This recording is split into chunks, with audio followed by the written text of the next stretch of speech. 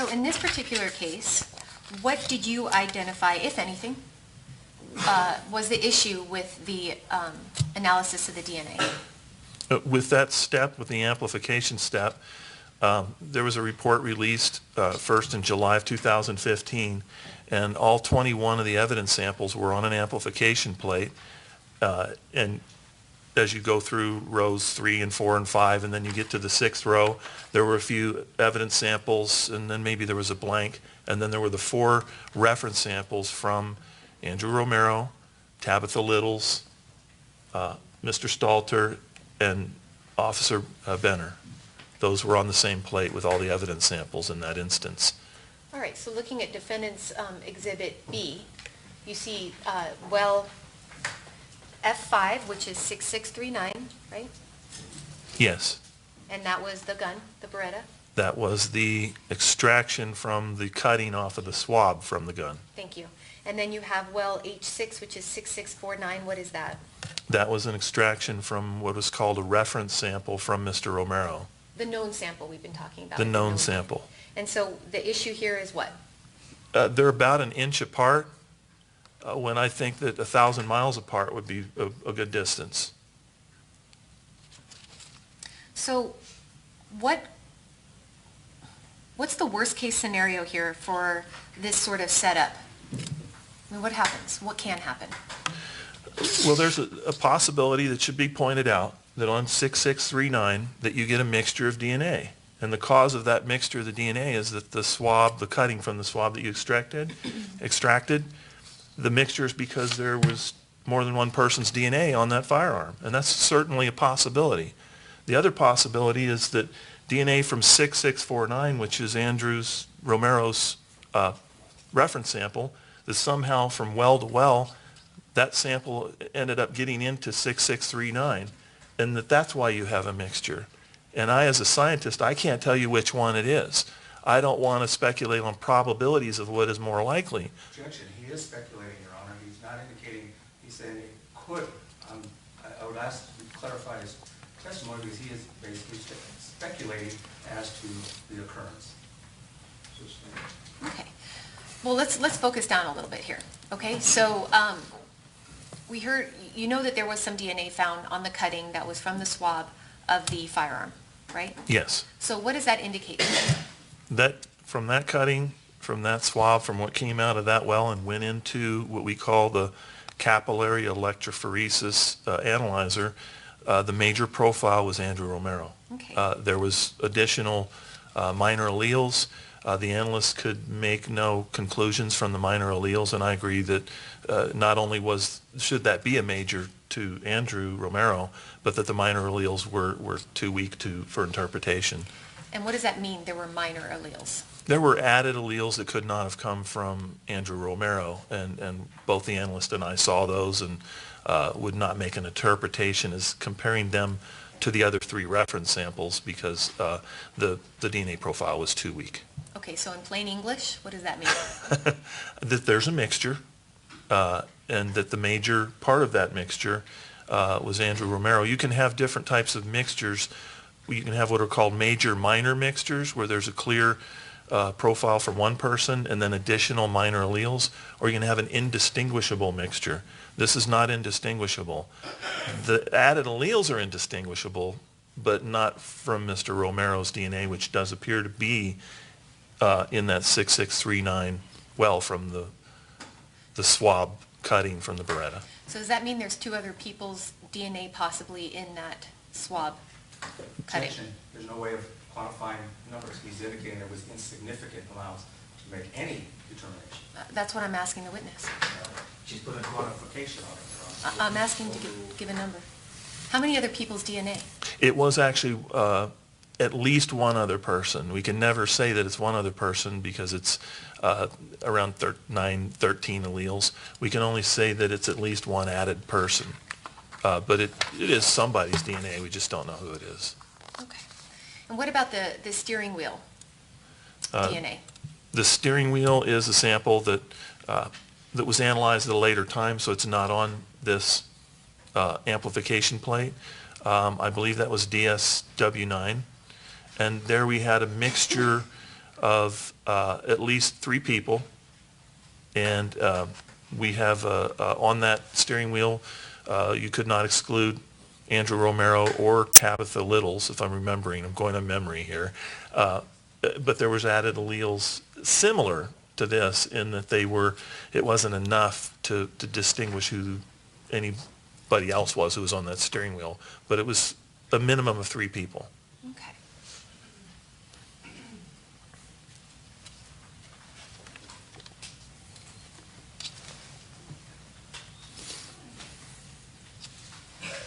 Do you recall what item DSW7 Yes, I do. is? Okay, what is that? If I could look at my notes just to make sure Is that okay, Ron?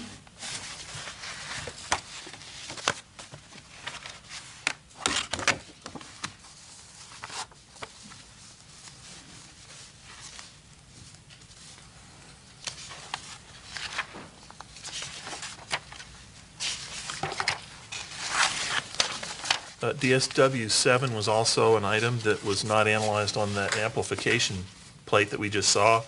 It was analyzed at a later time. This was a swab from the exterior rear passenger door handle of the Durango. And you wanted to know the results from that. Yes. There was about 4 nanograms of DNA recovered from that swab.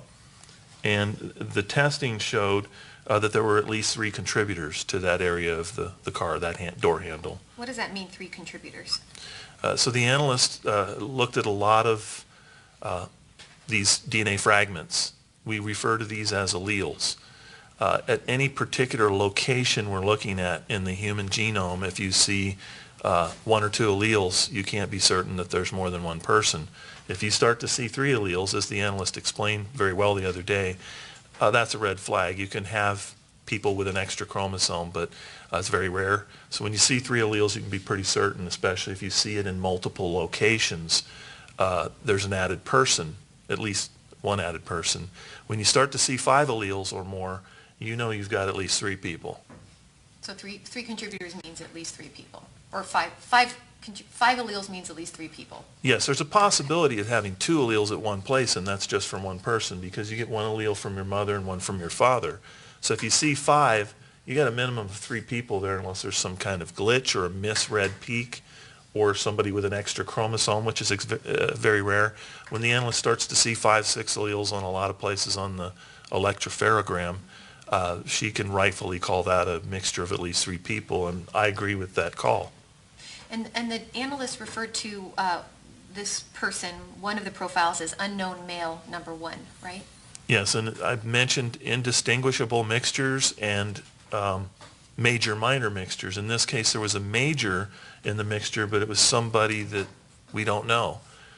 This was referred to, we're jumping a little ahead here, kind of, in the numerical system, but it was referred to as unknown male number 2, because there's another case we'll talk about where there was an unknown male number 1. So this was a major profile, and there was added allelic information on DSW7 beyond unknown male number 2. So unknown male number 2 was the one on the passenger door handle. Exterior. Okay. Rear door handle. And unknown male number 1 was on the Beretta or the swab cutting. Is that No. correct? Sorry. Objection. That's inaccurate.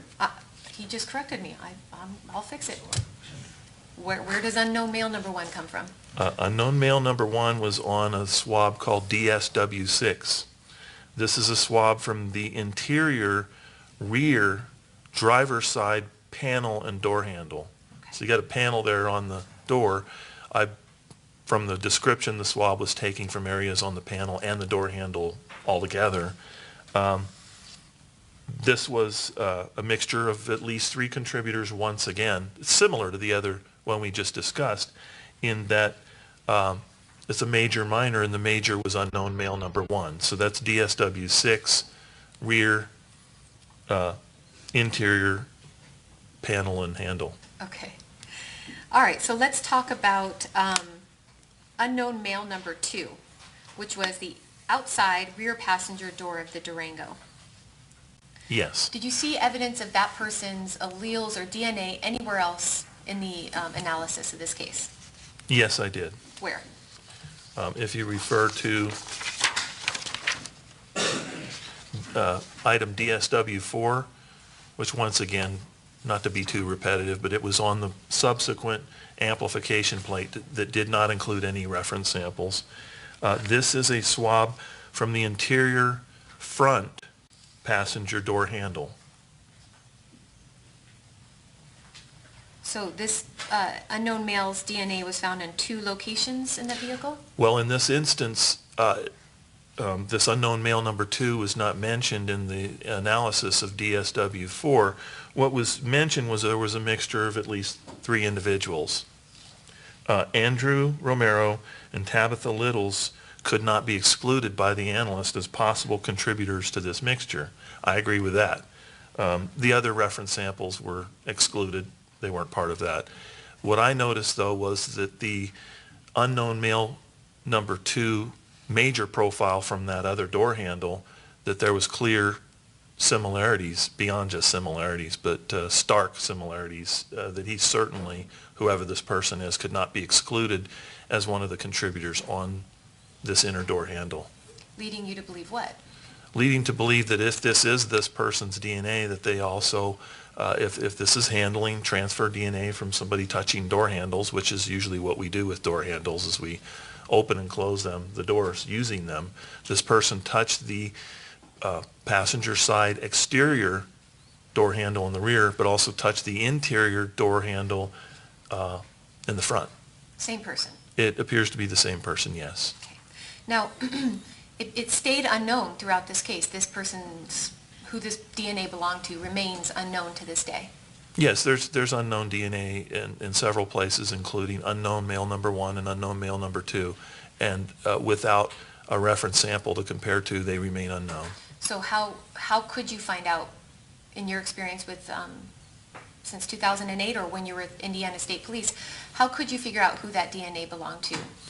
You may not be able to, but there's ways you can try. One is to collect more reference samples, which often when I would see unknown samples, especially unknowns that were clear profiles that were either near full or full, first of all, you can run that on the CODIS database to see if that person is somewhere on there. You can also ask law enforcement, which I often did, if they have anybody in mind that might be, and if they can and they can find that person, to bring them in and get a reference sample, and I'll do a comparison. So I let them know, and often that would go into the reports. There would be a line in there that would say some unknown profiles were identified in this case. If you have any additional reference samples that you want to submit, please do that. And you wanted them to do that in a timely fashion so that you could complete the case. So basically swab additional people? Yes, if they had people in mind that would make sense to be people who might have touched the door handle or whatever the item might be. All right. And in your review of the case, were there any other, who were the individuals who provided the reference sample or the known sample? The known samples came from Andrew Romero, Greg Benner, Tabitha Littles, and James Stalter. And there were no others. Thanks. Now, what is, let's talk a little bit about this aerosol resistant tip, or the ART tip. Why do we have those? What do they do?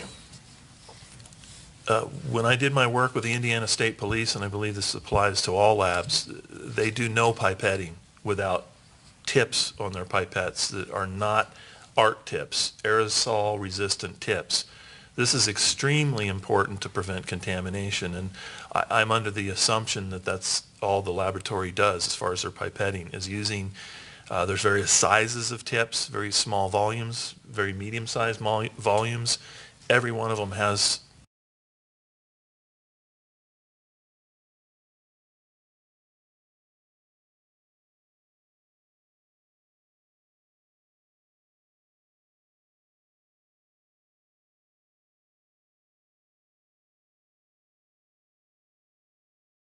push the plunger down, put it in the liquid, slowly pull up the liquid, and then you can transfer it to another place by ejecting it back out. You can even press another button and shoot the the tip into a trash can. So it basically sucks it up, and then you press, and then you squeeze it, and you press it into the other well. Exactly. Okay. Have you seen, or do you know if squeezing that too hard can cause these tiny droplets that those arts are supposed to prevent from emitting? If you're not careful, can those go up in the air and land into the wrong well? Well, it's hard to see that because especially if you're pipetting, let's say 10 microliters, that's easier to see than 1 microliter, but it's hard to see if there's any aerosol created there. What I do know from working in research, we've worked with radioactive DNA. So this is labeled. I'm going to object. This is irrelevant to this case, Your Honor, what he did in radioactive DNA. Is providing a foundation to his explanation. We would often use in research radioactively labeled DNA, which you can easily detect with a Geiger counter. The phosphorus atom on there is what was radioactive, and there's a lot of those in DNA. These pipettes that we would use for radioactive materials were constantly getting contaminated up into the actual pipetter, not the tip. Up in the pipetter would constantly get contaminated with radioactive materials that you could see on the instrument, the pipetting instrument, with a Geiger counter. So you needed to take those apart and clean them. It's the same with spinning these in centrifuges, which all crime labs use. The centrifuges would get contaminated with radioactively labeled DNA constantly, and we'd be cleaning those up because you don't want that radioactivity hitting you. It wasn't going to kill you, but it's not good. I learned that from working in research, but we know that the whole reason for bringing in ART tips, aerosol-resistant tips in these laboratories is not only to prevent, well, it's to prevent any of this liquid getting up into the pipetters, much like the radioactive material would get in there. You don't want your DNA or any other solutions splashing up into the pipetters. We know that's going to happen, but the ART tips are going to really help to reduce that problem because any aerosols, presumably at least, will get trapped in that filter that's in each tip. All right. So, Dr. Spence, assuming that there was no contamination here, what does, at the end of the day, what does the analysis of the DNA in this case mean with regard to the steering wheel and the Beretta? Well, assuming absolutely zero contamination events, for example, the firearm, if there was no contamination event, then there's a low level of DNA on the Beretta firearm. It is a mixture of at least 2 people. The major of the mixture is consistent with Andrew Romero to a point of what we would call a match. I agree completely with that. And the added alleles that are there were too little to be interpretable except to say that it is another person and we don't know who it is. Same with the steering wheel, only that was a mixture of 3 individuals. The major profile was consistent with Andrew Romero, barring any kind of contamination event, and that there was additional allelic information on the steering wheel from at least 2 other individuals. Tabitha Littles could not be excluded as one of those individuals, but whoever else was on the steering wheel, we do not know because that allelic information was too weak to interpret. So it basically means he touched those things. Objection, asked and answered.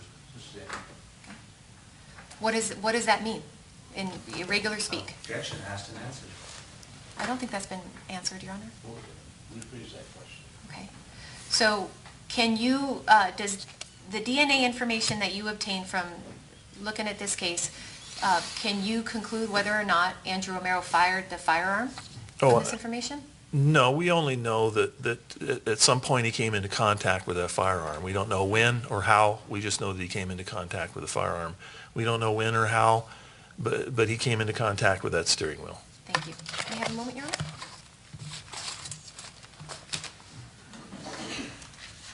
Absolutely, thank you. May we approach, Your Honor?